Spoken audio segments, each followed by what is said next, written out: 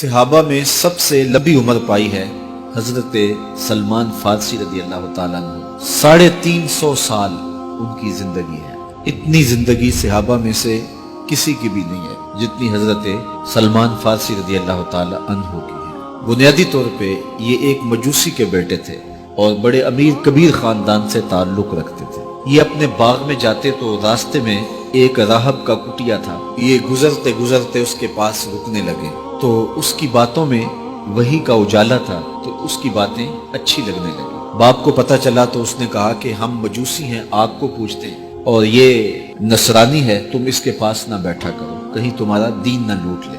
لیکن ایسی طلب جاگ گئی تھی دل میں کہ وہ باز نہ آئے۔ باپ کو پتہ چلا تو اس نے گھر سے نکال دیا اور یہ دور جا کے کہیں ایک گرجا گھر میں ایک پادری کی خدمت کرنے لگے۔ اس نے ساری زندگی شفقت کے سائے میں حضرت سلمان فارسی کو رکھا۔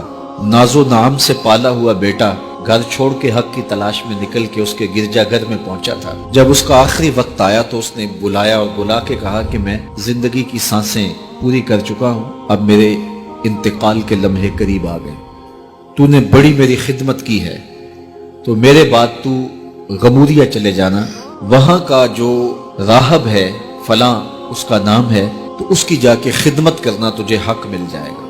حضرت سلمان فارسی کہتے ہیں کہ میں اس کی تدفین کے بعد غموریا چلا گیا اور جو اس نے نشانیاں بتائی تھیں اس نشانیوں کا راہب مجھے مل گیا۔ میں ایک زندگی گزاری اس کے پاس اور اس کی خدمت کرتا رہا اور میں حق کا متلاشی تھا۔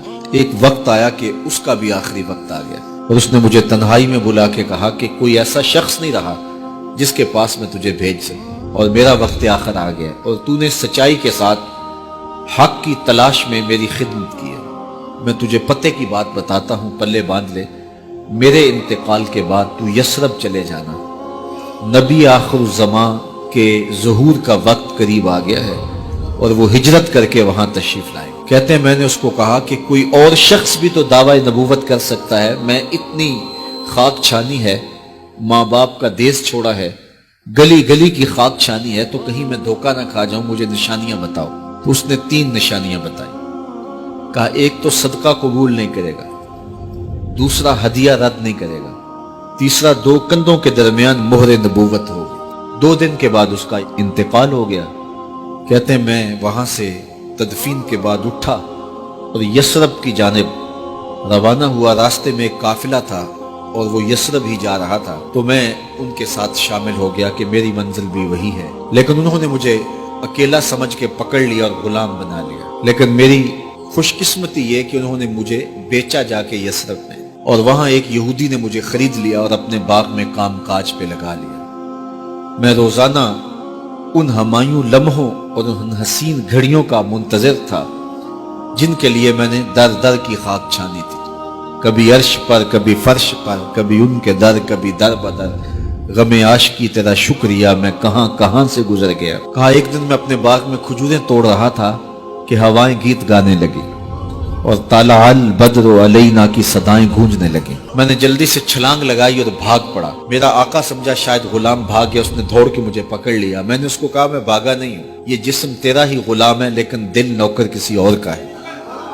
میں کچھ کھجوریں لے گیا اور حضور کی خدمت میں حاضر ہوا اور جا کے میں نے پیش کی، اور میری نیت صدقے کی تھی۔ تو میں نے جب پیش کی تو فرمایا ہم نبی ہیں، صدقہ قبول نہیں کرتے۔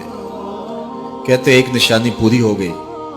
اب کچھ دیر ڈال کے میں پھر کھجوریں لی اور میری نیت ہدیہ کی تھی۔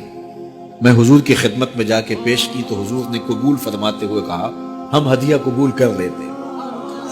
کہا 2 نشانیاں پوری ہو گئی، اب تیسری نشانی رہتی تھی۔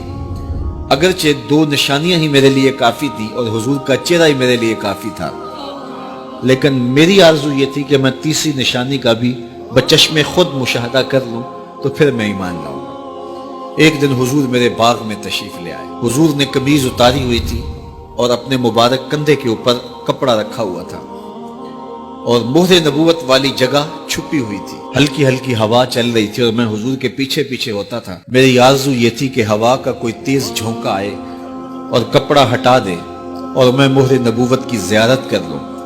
حضور میرے ارادہ قلب سے آگاہ ہوئے، فَأَلْقَى إِلَيَّ رِدَاءَهُ، हुजूर ने अपने कंधे से चादर उतार के मेरी जानब फेंकी, फिर अपने रुख को फेर के मेरी जानब अपनी पुश्त मुबारक करते हुए फरमाया, उन्जुर इला मा उमिरता बिही, उस पादरी ने जो बताया था देख ले आके। तो कहते हैं मैंने देखा तो हुजूर के दो कंधों के दरमियान मोहर नबूवत थी। तो मैं दौड़ के लिपट गया और हुजूर के मोहर नबूवत को चूम लिया और मैं हुजूर का गुलाम बन गया। तो लोगों ने कहां कहां इंतजार किए, कितनी सदियां काटी, किस किस दर की गुलामी की।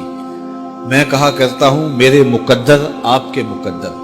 आंख खुली, हमारे वालिद मस्जिद से मौलवी साहब को बुला लाए और उन्होंने कान में आके कहा, मुबारक हो तू हुजूर का गुलाम बन के आया। शाहों से मिला है न तवंगर से मिला है, अल्लाह का इरफान इसी दर से मिला है। औरों को मिला है तो मुकद्दर से मिला है, मुझको तो मुकद्दर भी तेरे दर से मिला।